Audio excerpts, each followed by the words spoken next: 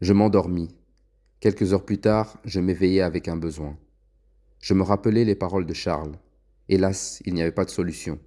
Faire pipi au lit serait inexpiable. Alors je réunis plus de courage que celui dont je disposais et me levai.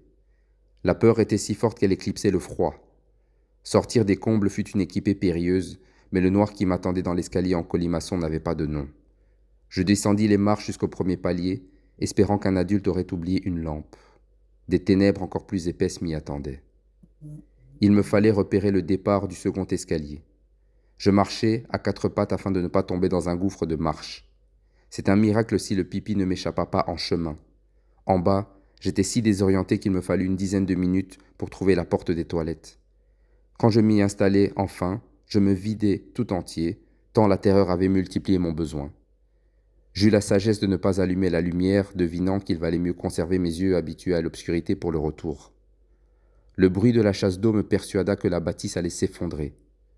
J'escaladai prestement le premier escalier, en ayant l'impression qu'une présence me frôlait. S'agissait-il d'un rat? Si grande fut ma répulsion, j'espérais que oui. Comme il était difficile de s'empêcher de gémir de panique. Pendant l'ascension du second escalier, il s'avéra que le rat me prenait pour un jambon vivant. Afin qu'il ne plante plus ses dents dans ma cuisse, je le chassai d'un coup de pied. Ébloui par ma propre bravoure, j'arrivai au dortoir qui me sembla un havre de tranquillité.